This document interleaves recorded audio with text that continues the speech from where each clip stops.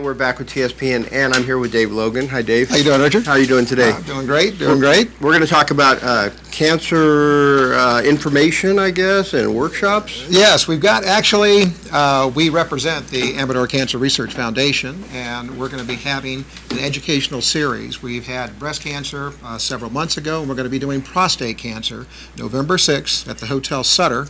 It's going to be about a 2-hour program, and we're going to update people on prostate cancer. We're bringing in a special speaker from UC Davis, from the UC Davis Comprehensive Cancer Center, and they'll be updating people on prostate cancer, which is the #1 cancer for men in the U.S. Just had a friend yesterday got diagnosed with prostate cancer. Yes, so. it's a very common, but also very successful in treatment if they can find it early enough, and that's what we're going to be talking about, is both the diagnosis as well as treatment of prostate cancer.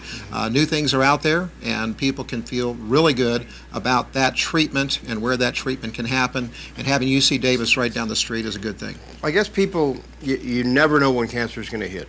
My brother-in-law, I just said in there that he's in his 5th chemo treatment for, it's not a liver cancer, it's more of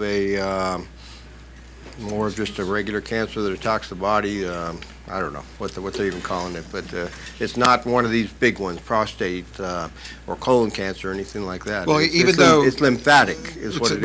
Right, bloodborne. And I think you're going to end up having, in many cases, cancer because it affects so many people. Everybody has somebody that's been affected by cancer. Right. And in your particular case, it's not one of the big 5, so to speak, but it's out there. And even though colon cancer is the #1 for males, it's actually number 3 behind melanoma and lung cancer, for men then and prostate, women. for men and women, Okay. then prostate, then breast cancer. Okay. So you have many others. It's only 14% of all cancers, so you have many other cancers that affect people, and you need to continue to do the research, and that's one thing the Amador Cancer Research Foundation does. We have the annual Spaghetti Western you know about, that we do a big fundraiser, and Amador County over the last 40 years has raised almost $1 million in support of the Cancer Research Foundation at UC Davis. How did you get involved in this from the onset? You know, because I was very close friends with Kathy Landgraf, I've had cancer in my family. Both my father, mother, and my brother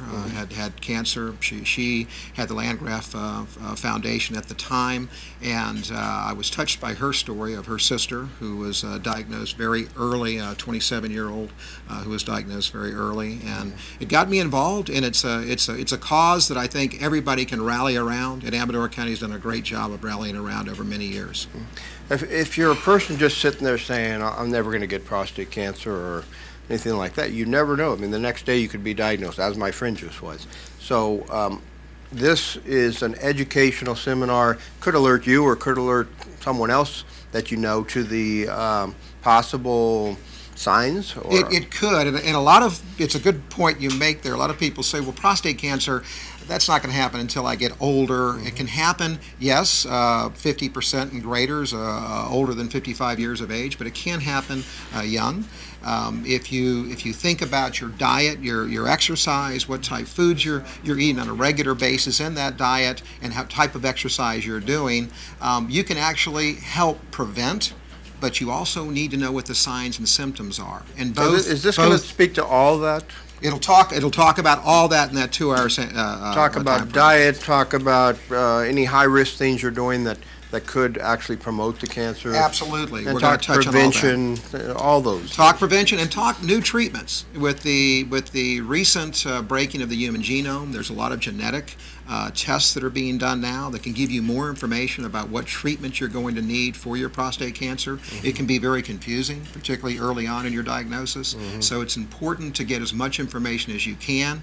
Being an educated consumer in our healthcare environment is always a good idea. Yeah. So this is a good time to actually do that. And that's next Thursday, November 6th at the Hotel Sutter. It's starting at 5:45. And it's appetizers are free, but we do have a no-host bar. We'll be serving the Cooper wine as well as Jeff Rehnquist wine. And wine is actually good in the treatment and prevention of cancer, I guess. I don't everything in moderation. Everything in moderation. That's right. Wine can be helpful. And is there a cost or not? No cost. No Free cost. This is admission. free, and this is actually Except something. for if you want a glass of Cooper. If you want a glass of Cooper or Rinkless Wine, but it is free to the public, and it's something that the foundation is doing to give back. It's not a fundraiser. This is education for the people of Amador County. You know, I might go to this because you never know. I have cancer in my family, colon cancer, and now on the other side. But it is, and part of this might speak to the anxiety because my wife and I just went through some treatments, or some testing. She went through some testing, and you know, she never had a breast MRI or anything for her life. And now she's almost midway through her 50s and just had it.